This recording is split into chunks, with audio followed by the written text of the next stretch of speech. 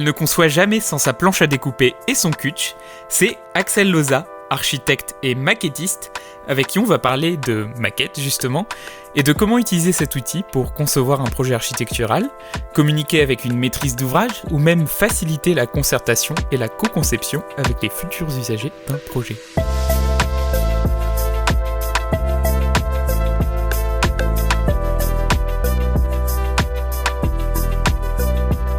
Eh bien, bonjour et bienvenue dans Drop the Cutch, le podcast qui part à la rencontre des diplômés en architecture qui exercent dans un autre domaine ou hors des agences.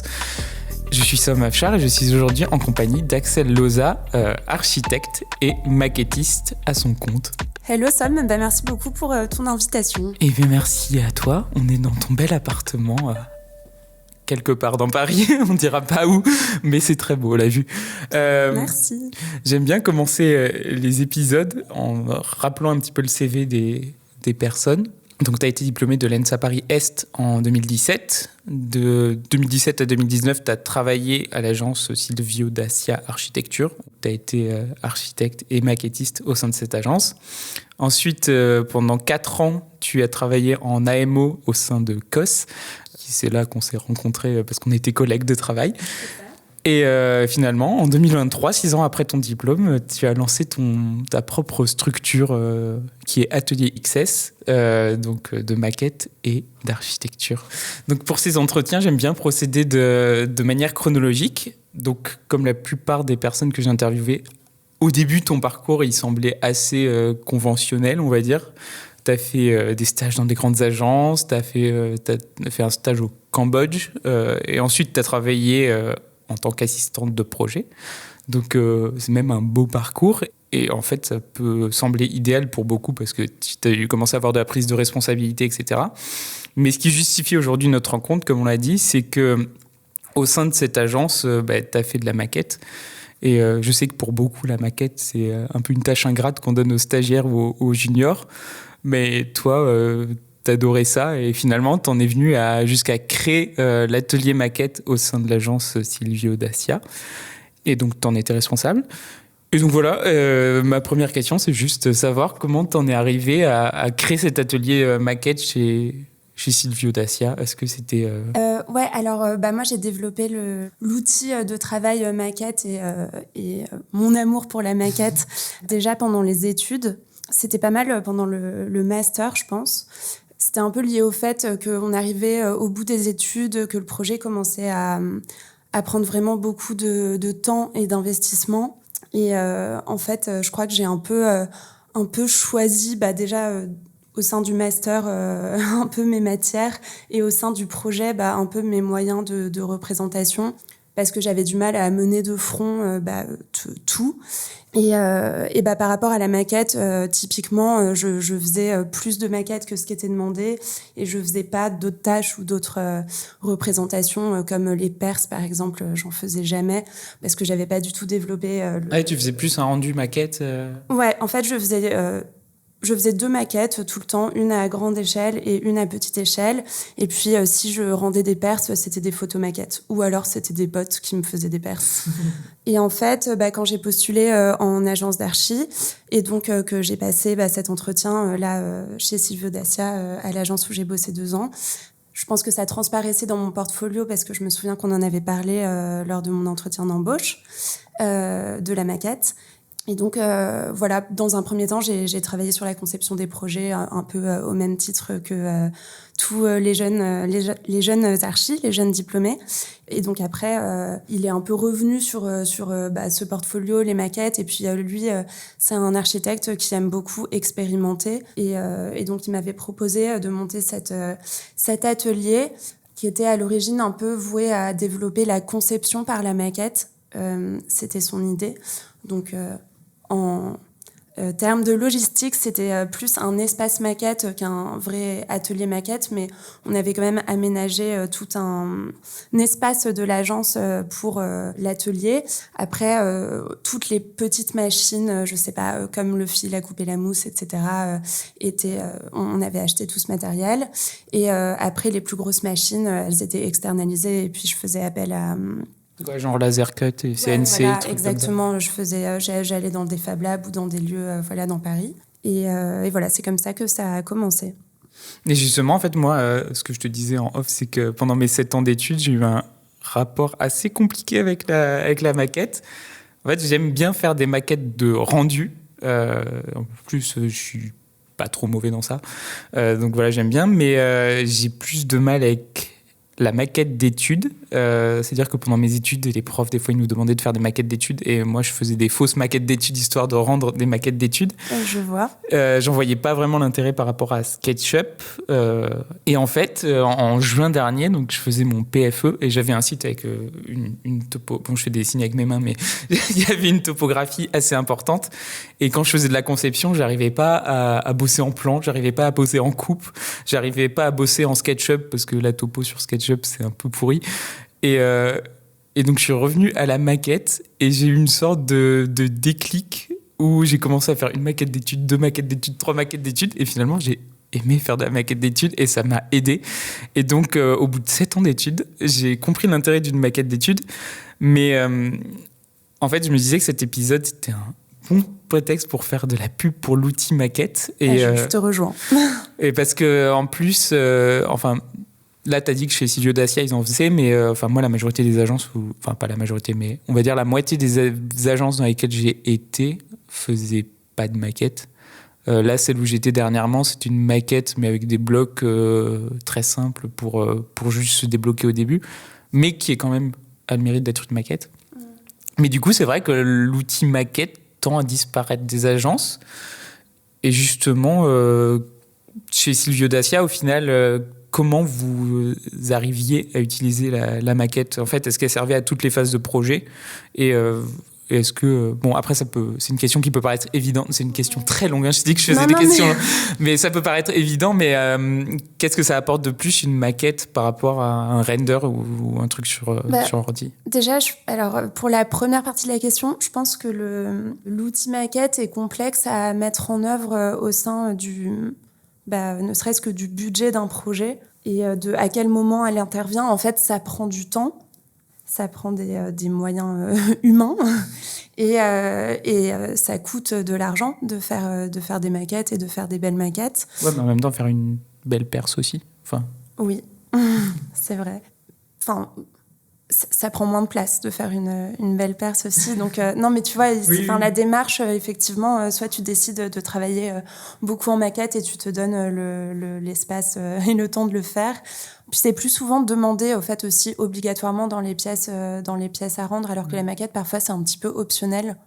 Mais de mon point de vue, l'outil maquette, ce que n'ont pas les perspectives ou les autres moyens de communication. Et moi aussi, c'est pour ça que j'aime bien travailler sur les maquettes d'études et que j'aime bien intégrer la maquette dans le processus du projet. Et par exemple, je suis moins sensible aux maquettes blanches, par exemple, pour les concours.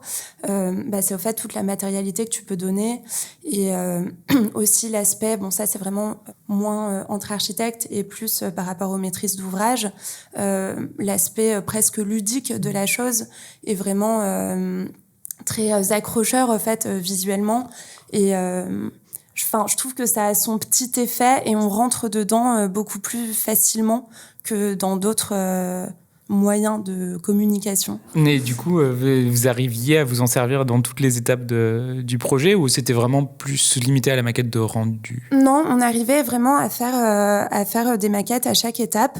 Donc en fait, d'un point de vue extérieur pour le projet global, ça fonctionnait très bien. Et on amenait aux réunions des maquettes qui au début étaient en mousse et qui au fur et à mesure du projet se détaillaient dans la matérialité et dans le travail de conception. D'un coup, il y a des ouvertures en façade qui apparaissaient, etc. On donnait une matérialité. Et vous alliez jusqu'à quelle échelle de maquette ? Parce que est-ce que si t'en faisais en agence, moi je sais pas si vous l'utilisiez pour la phase exé, pro. Non, je pense que ça pourrait totalement se faire pour les prototypes, même en chantier, etc. Mais en fait, moi, je suis pas restée assez longtemps pour développer ça et sûrement d'autres maquettistes pourront mieux te répondre sur ce sujet. Mais ouais, je pense que je suis pas restée assez longtemps pour développer ces outils-là. Et nous, c'était plutôt des maquettes en phase étude, principalement esquisse, APS et peut-être un peu APD, mais même pas tant que ça. Ici Somme du montage, juste pour rappeler les phases de projet.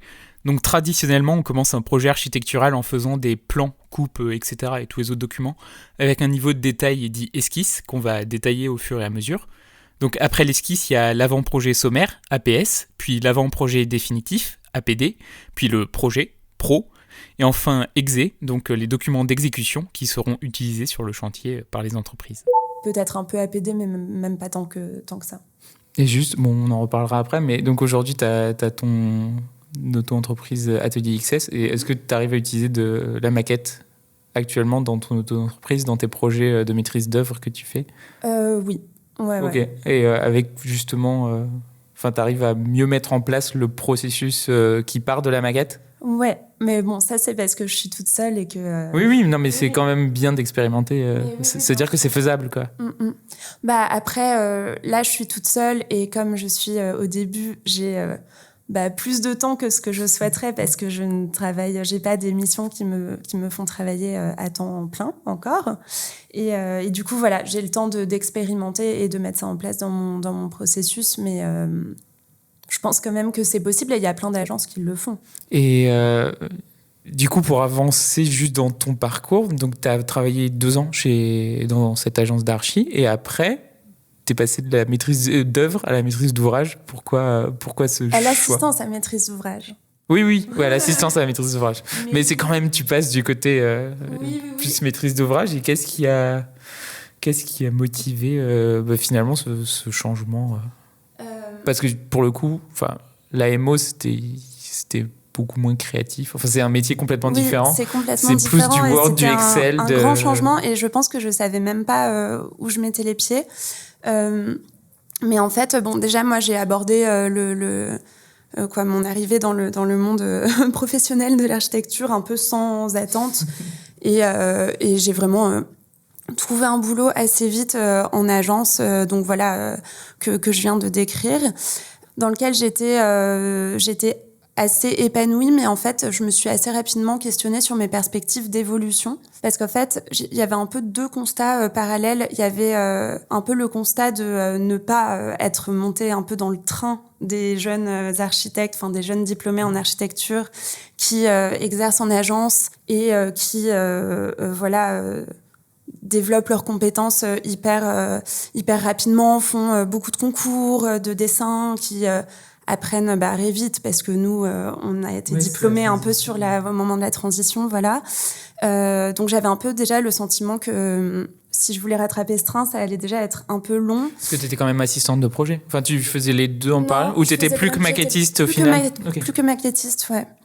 Et voilà, donc en fait, j'ai un peu perdu confiance en moi et je me suis un peu demandé où j'allais et je me suis un peu demandé si je me spécialisais pas trop vite dans quelque chose de très spécifique et que j'allais avoir du mal à raccrocher les wagons plus tard si j'en avais envie. Et puis en fait, en parallèle, j'ai vu passer une offre d'emploi en AMO justement dans cette boîte donc COS qui a été fondée par un programmiste, un conducteur de travaux et un architecte. Et donc en fait, cet architecte Sylvain, j'avais travaillé avec lui dans un ancien stage d'archi de 2e année. Et donc voilà, j'ai vu passer ça sur les réseaux et je sais pas, je l'ai un peu vu comme un signe comme je me questionnais, je vois passer ce truc. En fait, non, mais je l'ai vu. Non, mais en fait, je l'avais vu passer. Je m'étais demandé si je voulais postuler ou pas. Je m'étais dit non, mais n'importe quoi, tu sais même pas ce que c'est AMO, tu peux pas postuler. Et en fait. Fake it until you make it. Voilà. Et à un moment, je revois passer. Non, c'est même pas ça. En fait, il m'a écrit pour me demander si j'avais des amis qui seraient intéressés. Et là, je me suis dit, ah non, mais c'est un signe. Je me questionne pas et je me questionne pas plus que ça. Je ne sais pas ce que c'est, mais je suis curieuse. Et donc, je réponds que je suis curieuse et éventuellement intéressée. Et mon entretien a d'ailleurs principalement consisté à poser des questions. Enfin, j'ai posé des questions sur ce que c'était l'AMO. Et voilà. Et puis je me suis quand même dit que j'étais curieuse de changer et de changer de perspective aussi par rapport au projet. Bon, je pense que j'imaginais pas un peu le chamboulement que ça allait être, mais le fait est qu'en fait c'est Finalement, je pense que c'est assez stratégique d'avoir eu cette... même si ça ne l'était pas du tout volontairement, mais le constat que j'en fais, c'est que c'est assez stratégique d'avoir eu cette expérience à ce stade-là de 2 ans après mon diplôme. Parce qu'en fait, j'ai travaillé principalement pour des missions de programmation architecturale. Donc, c'est vraiment les études en amont de l'intervention de l'architecte. Les études qui aboutissent à la rédaction du cahier des charges, après qu'on refile à l'archi. Et puis en fait, ça m'a permis de développer une vision extrêmement globale du projet, que ce soit au niveau des acteurs, des enjeux, de la temporalité aussi. Parce que tu prends vachement de recul sur les opérations, tu te rends compte. Autant ce qu'il y a après la conception, on avait déjà une petite vision, mais ce qu'il y a avant, moi, j'imaginais pas l'ampleur. Je pense que peut-être les urbanistes ont une vision plus précise de ça, mais nous, en tant que vraiment en agence d'archi, moi, j'avais pas du tout cette vision-là. En fait, tu te rends compte que l'archi l'archi prend des décisions, il a son projet, mais en fait, son projet est quand même vachement orienté par le programme et le programmiste... Il est encadré, en fait. On parle pour les marchés publics, oui, bien sûr. Parce que COS faisait des marchés publics, mais en fait, quand même, le projet est quand même vachement impacté par le programme. Moi, je sais que Sylvain, pour mon entretien, on avait eu le truc de si la question est mal posée, le projet sera pas bien. En gros, parce que les programmistes, ils posent la question, les archis répondent à la question. Et c'était un peu la phrase que j'ai retenue de l'entretien. Ouais, c'est vrai, c'est un peu ça. Et du coup, c'était vraiment la conscience de toutes les compétences qui entourent l'architecte et sa compétence de conception de l'espace, entre autres. Et je trouve que toutes les compétences qui l'entourent, dans cette phase amont, elles sont beaucoup moins compartimentées quelque part que après, ou en tout cas, nous, en tant que programmistes, comme on coordonnait un peu les intervenants du projet. Par exemple, moi, ça m'a permis de vraiment me familiariser assez étroitement avec des compétences comme l'économie de la construction ou l'ingénierie environnementale et de voir plus large, quoi. Après, c'était assez intéressant aussi parce que ça m'a permis de voir les coulisses un peu des marchés publics. Par exemple, à travers des missions comme l'assistance au choix du maître d'œuvre. En tout cas, par rapport aux agences d'archi, les missions de programmation, elles étaient plus nombreuses, plus rapides, et puis elles se faisaient en simultané parce que les missions de conception archi, c'est des phases un peu plus longues, c'est des équipes mobilisées à temps plein. Et du coup, quelque part, ça m'a permis de voir un peu plus vite, même si c'était moins dans le détail. Ouais, en fait, tu as vu les opérations, tu n'as pas vu forcément... parce qu'au début de la discussion, tu parlais beaucoup d'outils, genre Revit et trucs comme ça. Et en fait, là, ça t'a permis de te faire une expérience de projet, mais pas à travers les outils, mais juste à travers l'expérience du projet, quoi, plus ça. Humainement et plus en gestion. De manière plus opérationnelle aussi, ouais. Et... Non, voilà, en fait, c'était... pareil, je me suis un peu... prise dans le train de je suis plein de références au train, je ne sais pas. Métaphore ferroviaire aujourd'hui. Voilà, je vais partir de Paris, prendre le train. Non, mais ouais, en tout cas, je me suis un peu embarquée dans tous ces nouveaux éléments du projet. Et en fait, je me suis très intéressée à toutes ces questions. Mais c'est vrai qu'au bout de 4 ans, j'ai fait le constat du fait que j'étais très intéressée, mais que j'étais pas animée. En fait, comme je l'étais en études d'archi ou en agence d'archi, et que j'avais un peu envie de renouer avec ce sentiment. Parce que chez COS, tu faisais plus de maquettes à côté, à part à la fin où tu avais repris? Non, en fait, je faisais... en fait, c'est ça. C'était très intéressant et enrichissant intellectuellement. Par contre, j'avais complètement perdu de vue le travail de conception et aussi la production graphique déjà, et puis manuelle dans mon cas. Et en fait, je me suis rendu compte que ça me manquait trop et que c'était pas... c'est un peu cliché de dire ça, mais que j'avais quand même une partie de mon ADN qui était ça, parce que tu vois, pour le coup, moi, je me suis jamais... en études, je me suis jamais questionnée sur qu'est-ce que je fais dans ces études, est-ce que vraiment je suis pas à ma place. Non, moi, ça correspondait vraiment à à ce que je souhaitais développer. Donc non, c'est vraiment là. Même, c'était assez frustrant parce que je me rendais compte que j'avais quand même de la chance d'être dans ce métier. En plus, c'est une entreprise avec une hiérarchie très horizontale. Donc, on nous a donné et des collègues très sympas. Des collègues très sympas, des stagiaires très sympas. Non, mais on nous a donné tout de suite beaucoup de responsabilités. J'ai développé des compétences en gestion de projets, en communication, même en administratif presque, parce qu'on faisait de la prospection, on répondait aux appels d'offres, on facturait nos projets, etc. Donc, même d'un point de vue de l'entreprise, on avait une vision très globale et donc c'était hyper stimulant. Donc quelque part, c'était en plus d'être intéressant, c'était un peu raisonnable de rester là-bas. Puis ça faisait du sens, etc. Mais j'avais un peu cette non satisfaction de certaines. En fait, au niveau des tâches quoi que je faisais. Justement, c'était une de mes questions. C'est t'avais eu 30-ish ans. T'avais un métier stable, donc tu vois, donc ça doit être dur, surtout que, enfin toi en l'occurrence, après tu t'es lancé en auto-entreprise de zéro du coup, est-ce que tu as hésité justement, parce que j'imagine que ta pensée s'est développée en plusieurs étapes, donc je pense qu'il y a eu le truc de te dire d'abord, bon peut-être en AMO c'est intéressant, mais peut-être je peux faire autre chose aussi, enfin j'ai envie de changer un petit peu d'air. Et est-ce que tu as hésité à retourner dans une entreprise ? Oui. Ou te lancer à ton compte parce que je pense que c'est pas évident quand même de se lancer à son compte comme ça, enfin parce que peut-être pour certaines personnes mais pour moi pas du tout.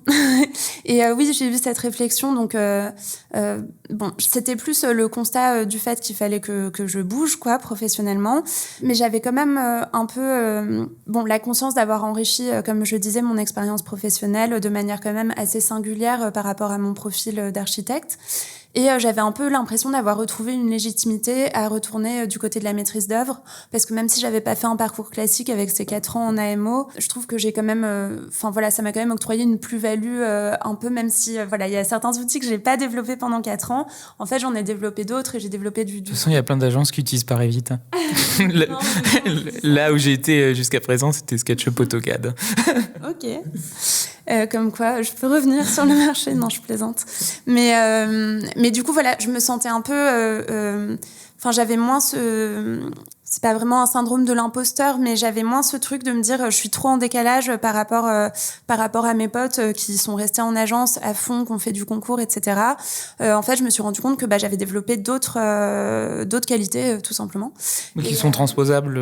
Oui, voilà. Donc en fait, j'avais quand même cette volonté de revenir un peu à la maîtrise d'œuvre, mais j'étais un peu perdue face à ma dualité en quelque sorte d'architecte maquettiste, dans le sens où je voulais pas retourner en agence d'archi pour les raisons qui m'avaient fait devenir maquettiste. M'avait fait devenir maquettiste. Et je voulais ni exercer uniquement en tant que maquettiste pour les raisons qui m'avaient fait aller en AMO. C'est compliqué.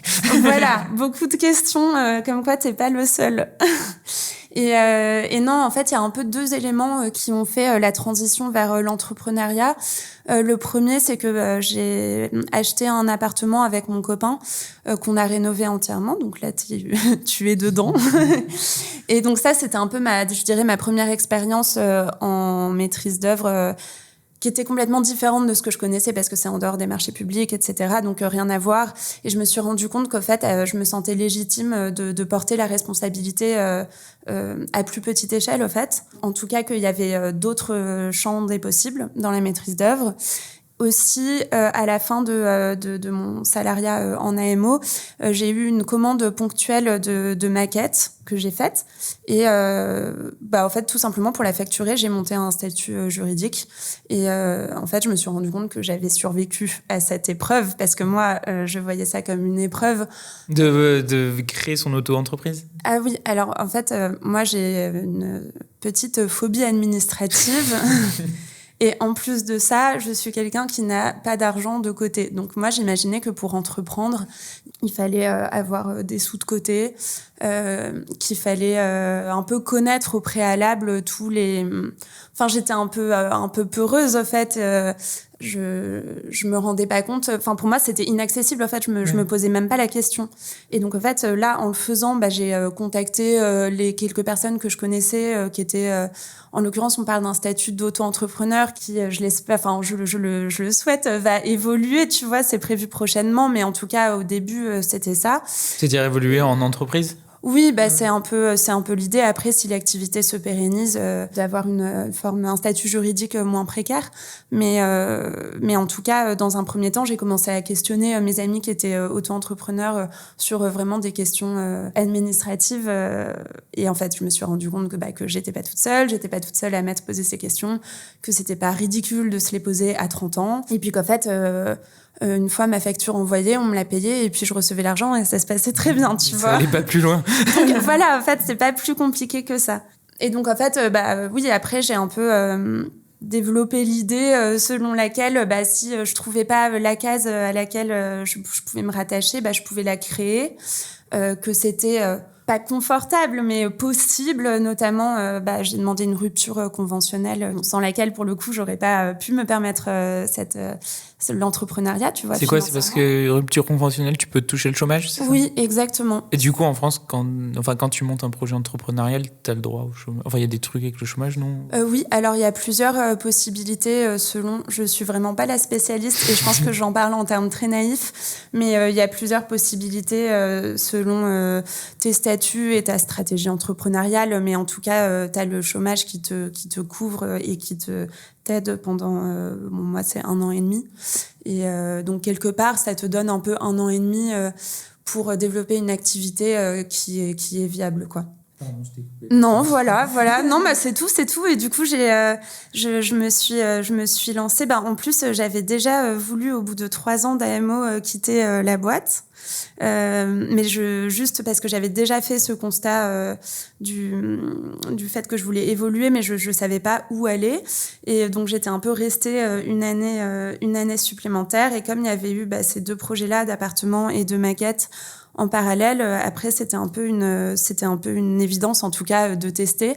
Et puis voilà, moi je pense que moi je fonctionne assez au feeling et là je sentais qu'il fallait vraiment que je bouge et aussi je me suis pas mis de pression par rapport à ça, c'est-à-dire que je sais pas si pour une raison ou une autre j'arrive pas à développer ma boîte comme je veux. Pour l'instant, ça se passe bien, mais c'est pas la fin du monde. Enfin, je sais pas, tu vois. Disons, au pire, c'est pas grave, un peu quelque part, tu vois. Au pire, tu retrouves un job. Au pire, je retrouve un job et je reprends ma boîte plus tard. Enfin, en fait, je me suis enlevé une sorte de pression que j'avais sur ce truc.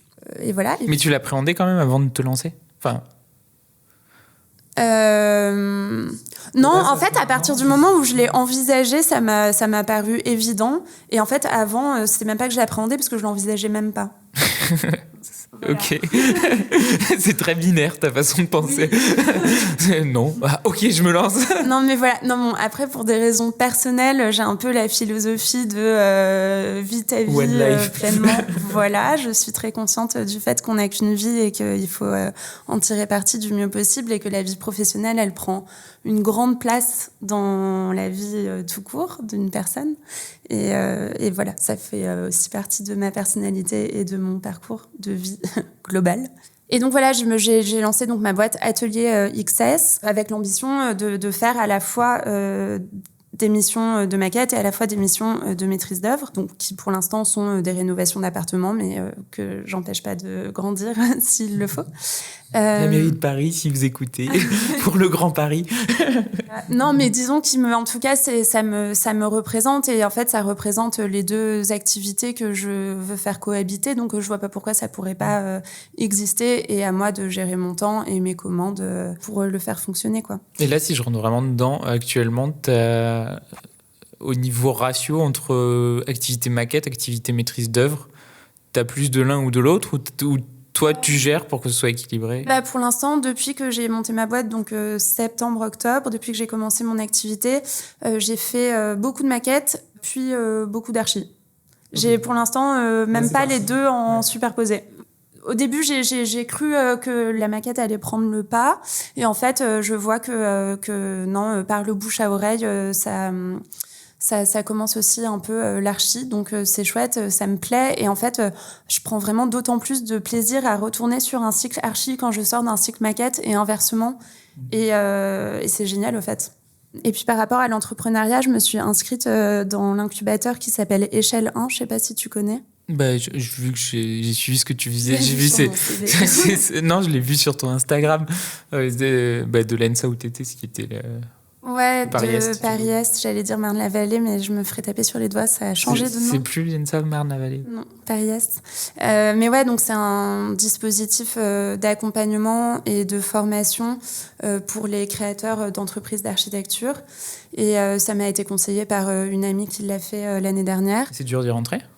Alors, il y a une procédure de sélection. Pour moi, ça n'a pas été dur, mais je sais qu'il y a des personnes qui n'ont pas été prises. Après, je connais pas les chiffres. Mais en tout cas, on est une vingtaine ou 25, quelque chose comme ça, jeunes agences d'architecture et métiers de l'architecture, c'est-à-dire que tu as des urbanistes, des AMO, des illustrateurs. Moi, je suis la seule en maquette. Je crois que dans les promos précédentes, tu as eu des scénographes, des paysagistes, donc voilà. J'oublie sûrement des compétences. Mais donc ça m'accompagne aussi beaucoup dans mon entrepreneuriat, parce que c'est un peu le constat du fait qu'en dans les études d'architecture, on t'apprend à concevoir des espaces, mais on ne t'enseigne pas à gérer une entreprise. Voilà, on t'enseigne pas l'entrepreneuriat. Du coup, l'incubateur, c'est à la fois de la formation et un support financier, ou c'est juste formation ? Non, c'est accompagnement, formation. En fait, tu as une dimension formation, donc on a des journées. Par exemple, hier, j'étais à Marne-la-Vallée et tu as des enseignants ou des invités extérieurs qui vont intervenir donc de manière soit théorique, soit un peu interactive, pour soit nous former sur des sujets, soit nous coacher pour développer nos outils de communication, etc. Donc, par exemple, hier, on avait des élus des collectivités territoriales qui nous parlaient de leur point de vue quand ils reçoivent des candidatures, des offres, ce qu'ils regardent. Enfin, tu vois, c'est un peu, en fait... l'idée, ce que tu faisais chez COS. Mais l'idée, c'est un peu de rassembler le plus d'acteurs possible qui vont pouvoir nous faire des retours sur ce qu'on est en train de développer. Et en parallèle, tu as toute une dimension un peu de mise en relation avec des acteurs du projet, des jeunes archis, des archis plus anciens, des maîtrises d'ouvrage. Des mises en réseau aussi. Exactement. Donc voilà, ça m'aide beaucoup. Et c'est aussi hyper stimulant de rencontrer plein de jeunes archis qui ont foi en la profession, qui se lancent avec des valeurs, avec des objectifs. Oui, ça motive, surtout quand tu montes ta boîte toute seule, d'être un peu entourée et d'être dans une dynamique vraiment optimiste, en fait. Enfin, après, moi, c'est ma nature aussi, mais moi, ça me porte un peu aussi d'être accompagnée, entre guillemets, au sens large. Ok, donc tu recommandes l'incubateur ? Je recommande l'incubateur Échelle 1.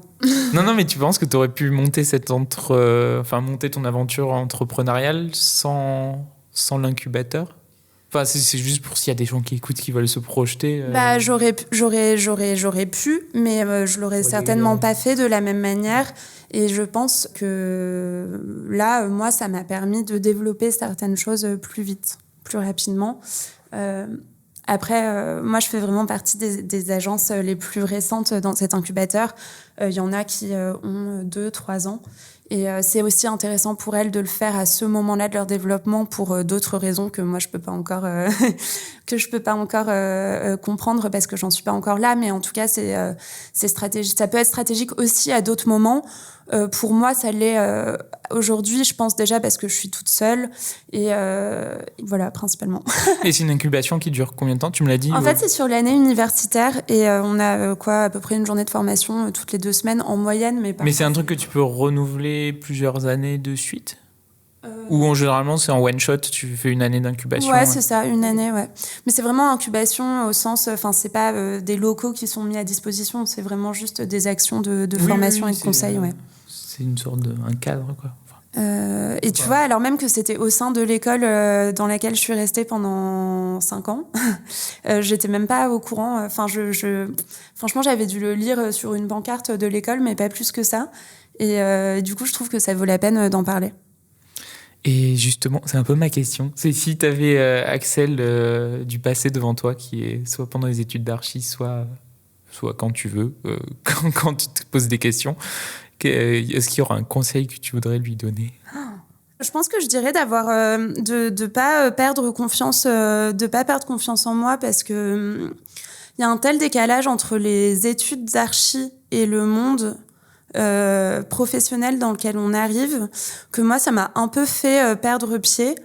Et en plus, comme j'ai eu des expériences plutôt dans des grandes agences, ou en tout cas dans des agences qui font des projets très ambitieux, je me suis un peu sentie toute petite, un peu inculte sur certains sujets. Parce qu'en plus, moi, l'architecture, c'est vraiment une discipline qui m'anime, mais j'ai pas un amour pour la théorie de l'architecture, pour comment dire, j'ai pas une culture architecturale surdéveloppée. Et en fait, aujourd'hui, je l'assume parce que ça fait partie de qui je suis, et je vois que ça m'apporte aussi d'avoir une certaine naïveté sur certains sujets. Je vois que ça apporte aussi des choses positives dans ma pratique. Et en tout cas, j'assumerai plus. Je m'assumerai plus, je pense. Voilà, si je pouvais dire à Axel, si tu m'écoutes. Ok, je suis sûre qu'elle t'écoute. Et il y a un sujet, est-ce qu'il y a un autre sujet que tu voudrais aborder ? Ouais, et pour finir, j'aimerais bien juste mettre un petit mot sur parce que c'était quand même ton questionnement à l'origine sur mon travail de maquettiste. Ouais. Et donc ma vision de la maquette aussi. Parce que c'est vrai qu'aujourd'hui, les maquettistes, enfin même moi, en me lançant sur le marché, j'ai beaucoup de demandes de devis pour des maquettes de concours, pour des rendus de concours d'archi, des maquettes blanches, etc. Et donc là, je sais qu'en tant que maquettiste, je peux pas faire à la fois la conception et la maquette. Mais par contre, je suis hyper intéressée par développer, même si j'aime beaucoup faire des maquettes pour des rendus de concours, je suis hyper intéressée par le fait de développer d'autres outils de travail. Et je travaille notamment donc avec notre ancienne boîte d'AMO en maquette sur des maquettes pour des concertations usagers en phase de programmation. Donc de faisabilité programmatique. Donc l'idée, c'est sur des projets de réhabilitation de bâtiments, par exemple, d'aller représenter les espaces, mais plutôt en maquette. Et comme ce sont des interlocuteurs qui vont pas savoir lire des plans, par exemple, ouais, ou des documents graphiques plus abstraits, en fait, la maquette, ça va vraiment leur parler. Et l'idée, c'est de faire vraiment une maquette interactive avec des sortes de petites cartes pour les usages. On va venir vraiment libérer l'espace de toutes les contraintes techniques, réfléchir un peu sur cette feuille blanche qui est la maquette qui représente les espaces libérés de ces contraintes techniques. Donc en se disant qu'est-ce qui est plus logique en termes d'espace, etc. Et en fait, c'est cet outil-là qui après va permettre de rédiger le cahier des charges à destination, enfin le programme en fait, donc qui est ce cahier des charges à destination des archis. Et je travaille aussi avec une urbaniste sur des maquettes à l'échelle urbaine pour, pareil, assez interactives qui sont vouées à être présentées à des acteurs beaucoup moins techniques du projet. Et donc moi, c'est vraiment ces maquettes-là que je souhaite développer par rapport à d'autres ateliers maquettes qui peuvent être plus tournés ou uniquement tournés vers les architectes, tu vois. Après, quand tu montes ta boîte, t'as un peu l'idéal et la réalité, tu vois. Moi, dans mes rêves les plus fous, je fais ça. Par contre, la réalité, c'est qu'il n'y a pas de budget qui est alloué pour ce que moi, je rêve de faire. Donc, en fait, non, l'idée, c'est la complémentarité. Mais en tout cas, moi, j'aimerais bien développer mon atelier maquette comme vraiment outil de réflexion, d'expérimentation, de définition, et pas uniquement comme outil de communication, ouais, tu vois. Je vois. Et t'en parlais tout à l'heure, tu disais que tu avais eu tes projets, du coup, de maîtrise d'œuvre, en l'occurrence, par bouche à oreille. Oui. Et c'était une question que j'ai oublié de poser, c'est comment on trouve ces premières commandes justement? Est-ce que c'est majoritairement du réseau dans un premier temps? Ou tu peux répondre à des appels d'offres, parce que pour la maquette, ça peut être compliqué. Enfin, il y a des appels d'offres de maquette. Tu parles pour la maquette ou pour les deux? Comme tu as les deux pans dans ton entreprise, je sais pas si c'est radicalement différent. Pour la maquette, pour l'instant, j'ai la chance d'avoir mes 2 anciens employeurs en tant que clients. Et puis après... bien s'entendre avec son ancien employeur. Et donc après, le bouche à oreille par eux et par échelle 1 aussi. Donc ça, c'est une chance. Et pour les projets d'archi, pour l'instant, je reconnais que c'est plutôt mon statut de trentenaire avec des amis qui ne sont pas dans le monde de l'architecture et qui investissent dans des appartements à rénover. Donc là, c'est plutôt ce genre de bouche à oreille. Ok. Est-ce qu'il y a un autre truc qu'on veut rajouter ou on veut développer encore plus sur la maquette comme outil? Je pense que là, c'était juste parce que je pense que c'est important de revenir à ça pour boucler la boucle, pour revenir au sujet principal. Et puis voilà, je dirais pas pour militer pour la maquette, mais presque. C'était un petit peu ça aussi le but de l'épisode, parce que comme je t'ai dit, moi j'ai eu un rapport un peu conflictuel avec la maquette. J'étais comme ça, c'est hyper chronophage, ça prend du temps. Au final, je fais un SketchUp, ça m'apporte les mêmes informations, mais... mais alors moi, je trouve pas vraiment, parce que je trouve qu'avec la maquette, tu te poses des questions techniques de réalisation, ce qui est pas tant le cas avec un SketchUp, par exemple.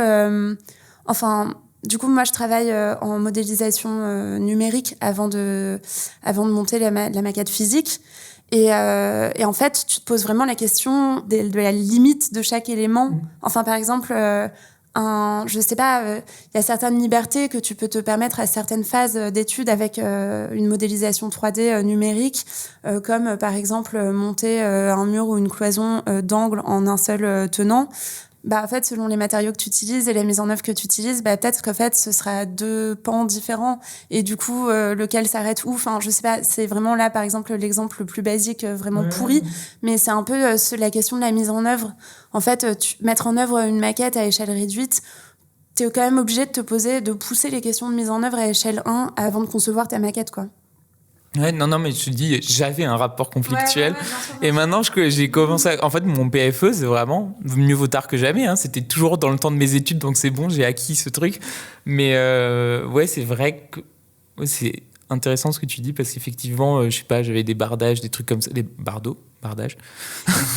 Alors, je dirais quand même bardage. Des bardages. C'est vrai que c'est intéressant aussi, par exemple, quand tu as un calpinage de bardage, tu réfléchis en maquette, comment je vais faire ce calpinage précis et tout ça, enfin, comment je vais mettre en œuvre cette précision. Et du coup, quand tu te poses la question en maquette, en fait, pour y répondre, tu réfléchis à la solution de la réalité, tu vois. Ok. Voilà. Et par contre aussi, je dénigre pas du tout les autres outils que moi je n'ai pas développés dans ma pratique, qui apportent tout autant de non, c'est pas une question de valeur à la pratique architecturale, comme le dessin et tout, que moi je maîtrise pas du tout et dont je suis très admirative. Mais voilà, c'est vrai que c'était quand même un petit point pour revenir à la maquette avant de te quitter. Mais après, plus généralement, je pense pour ce qui est des outils, il y a aussi un moment, faut expérimenter et trouver le sien. Enfin, moi, je sais que j'ai un truc aussi, le dessin. Nous, pendant les voyages d'études, ils nous invitaient à faire des carnets de croquis et tout ça. Et moi, je sais que j'ai toujours eu un peu de mal à faire les carnets de croquis. Mais par contre, en voyage d'études, moi, j'ai un appareil photo et je prends 1 milliard de photos. Et donc, moi, c'est plus par la photo que je passe. Donc, ouais, je pense que ça s'applique aussi en conception en tout. C'est très vrai. Et d'ailleurs, ça me fait penser à une anecdote, mais... Quand j'ai passé les concours pour les écoles d'archi, en fait, j'ai passé beaucoup de concours en premier. Marne-la-Vallée, je dis Marne-la-Vallée parce que ça s'appelait comme ça quand j'étais là, mais Paris-Est. C'est toujours à Marne-la-Vallée. Paris-Est, c'était le dernier concours. Et donc, en fait, les autres écoles où j'avais été, il y avait beaucoup de... Bon, après, en plus, moi, comme j'ai grandi à Paris, j'ai pas mal passé les concours des écoles qui sont à Paris ou en banlieue parisienne. Et il y avait... On me demandait beaucoup, je sais pas, il y avait un peu des sortes d'épreuves sur ta culture architecturale ou des épreuves de dessin, etc. Et en fait, moi, j'avais pas développé ces outils-là parce que j'avais pas eu l'opportunité de le faire dans ma vie perso de lycéenne. Et comme je connais pas d'architecte autour de moi, enfin vraiment, en fait, c'était une envie qui venait de de moi-même, mais j'avais pas du tout ni la culture ni la pratique. Et en fait, j'avais été assez frustrée de tous ces concours auxquels, pour le coup, je me sentais vraiment pas légitime. Et à Marne-la-Vallée, je suis arrivée et c'était un oral où en plus, moi, ils m'ont laissé libre de m'exprimer. Et j'ai le souvenir d'avoir pas poussé un coup de gueule, mais en quelque sorte en disant, bon, écoutez, j'ai pas de culture architecturale, je ne sais pas dessiner. En revanche, je veux être architecte, je vous explique pourquoi. Et j'aimerais énormément l'apprendre dans votre école. Et en fait, j'ai hâte d'apprendre et de découvrir tout ça. Et c'est vrai que nous, en première année, j'ai vraiment l'impression que c'est une mosaïque d'outils. Et en fait, là, chacun après choisit son outil. Et moi, je me souviens qu'on me complimentait déjà sur mes maquettes en première année, et d'autres c'était sur le dessin. Et voilà, donc c'est trop bien. Après, c'est un peu comme ça que comme moi j'ai vécu les études d'archi, c'est que la licence, c'est on te montre plein de trucs et on t'apprend plein de choses et voilà. Et en master, c'est plus toi, tu choisis ce que t'en gardes et vers où tu vas aller et tu traces ton chemin. Voilà. Mais du donc coup, tracez bien votre chemin. C'est votre chemin. Voilà, c'est ça le conseil, moi, que je donne à Somme du passé. Trace ton chemin. Mais voilà, cette fois, Oui. c'est bon. Vraiment au revoir.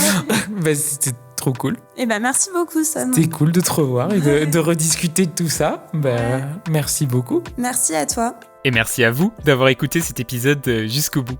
Si ce podcast vous plaît, n'hésitez pas à mettre 5 étoiles sur Spotify ou Apple Podcast, ça me motive à continuer.